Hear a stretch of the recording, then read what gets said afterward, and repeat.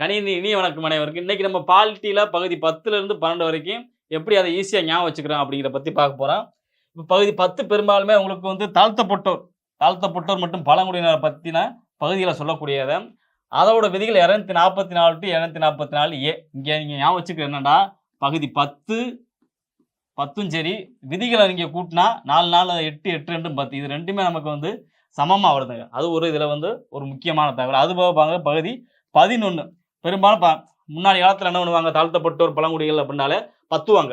அப்ப தாழ்த்தப்பட்டோர் மற்றும் பழங்குடிகள் அப்படின்னாலே பகுதி 10 ஞாபகம் வச்சுக்கிறவங்க. அடுத்து 11 பகுதி 11 மத்திய மாநில உறவுகள பத்தி சொல்லக்கூடியது. இதுக்கான விதிகள் 245 டூ 263 வரைக்கும். இந்த பகுதியும் 11 உங்களுக்கு விதிகள் நீங்க 3 கூட்டினாலே 4 5 9 2 11 இது உங்களுக்கு கரெக்டாவே வந்து 11 வரும். அப்ப இதையும் கூட நம்ம ஞாபகம் வச்சுக்கலாம். இப்ப மத்தியக்கு 1 மாநிலத்துக்கு 1 அப்ப 2க்கான உறவுகள சொல்லக்கூடியவன் பகுதி 11 அப்படிங்கக்கூடிய. அதேபோல பகுதி 12 நீதி சொத்து வழக்கு மற்றும் ஒப்பந்தத்தை பத்தி சொல்லக்கூடியது. அதுக்கான விதிகள் 246 டூ 300 ஏ வரைக்கும் இருக்கக்கூடிய. இந்த பகுதி 12ம் சரி, உங்களுக்கு விதிகள் 6 4 10 10 2 12 இந்த விதிகள் கூட்டினாலும் 2மே வந்து சமமா வரக்கூடியது. அப்ப 10 11 12 இந்த 3ஓட விதிகளுமே வந்து கூட்டினோம்னா அதோட கூட்டுத்தொகையும் 1 பகுதியும் 1 இருக்கக்கூடியது. இதுல ஒரு முக்கிய தகவல் ஞாபகம் வச்சுக்கங்க.